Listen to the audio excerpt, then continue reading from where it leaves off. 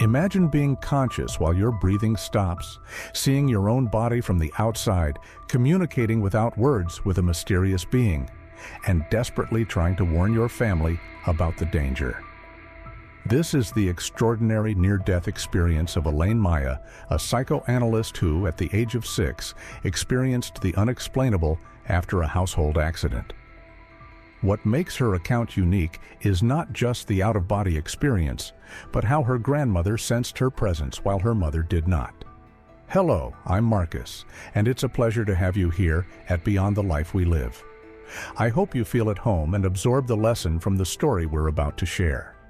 By the way, leave a like and subscribe to the channel, as it's very important to us and helps bring more impactful stories to you.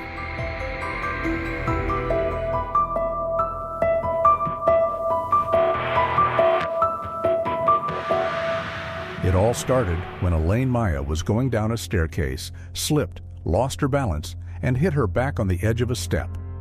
At that moment, she felt the air beginning to fade, and then her breathing stopped. Before the accident, Elaine was taking her guinea pigs outside to get some sun in the backyard. On her way down the stairs, which were out of her field of vision, she stepped on a step hastily without much stability and ended up slipping, completely losing her balance. Everything flew from her hands, including the animals. She fell and hit her back directly on the edge of the step.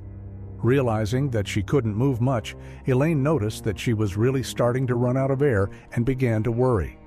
When her breathing stopped, she was suddenly catapulted out of her body, seeing herself from the outside, looking at her physical body.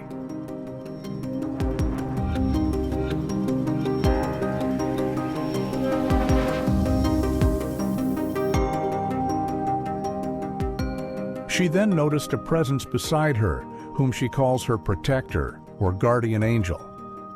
He looked at her, and although he didn't use exact words, Elaine perceived that he was telling her she needed to do something about what was happening. Perplexed, she thought about what she could do, but soon felt an impulse, a strong urge to reach someone at home, her mother and grandmother. Immediately, she found herself floating toward her mother.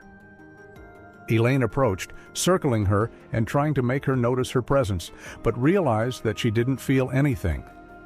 Then she thought of her grandmother, and in the same instant, she saw herself going to her.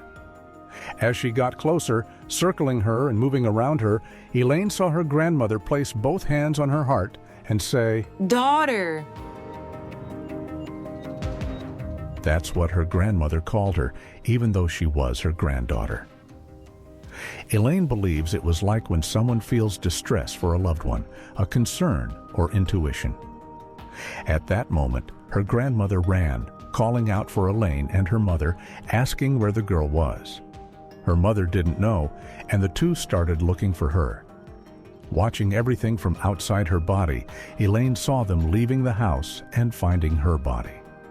They started rubbing alcohol on her wrists and chest, but nothing happened. Then they turned her over and poured alcohol on her back.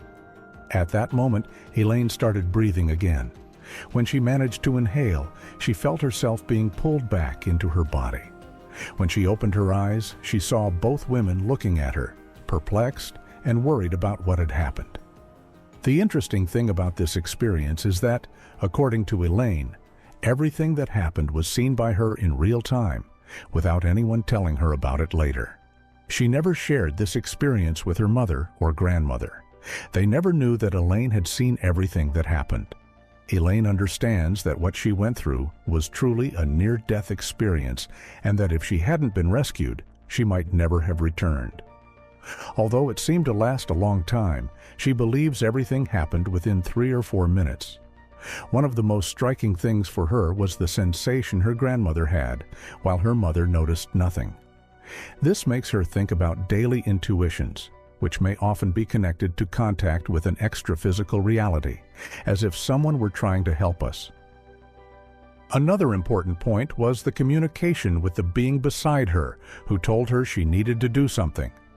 This information was not received in a linear way, word by word, but as a thought. According to Elaine, if she could identify him, she would say he was a masculine figure. She perceived him this way through his energy, the sensation, something she cannot quite explain. Even without directly hearing a voice, she felt that it was a presence much greater than her, someone strong, whose energy transmitted a masculine feeling. During the experience, she realized she didn't feel like a child, although she had some identification with that child's body. Outside the body, there was no limitation of age, and her understanding of things seemed greater than what would normally be expected of a child. Curiously, at no moment did she feel fear. There was no panic or concern that something bad might happen. During the fall, she was fully aware of what was happening, but that awareness disappeared when her lungs stopped functioning. It was at that moment that her perception shifted outside her body.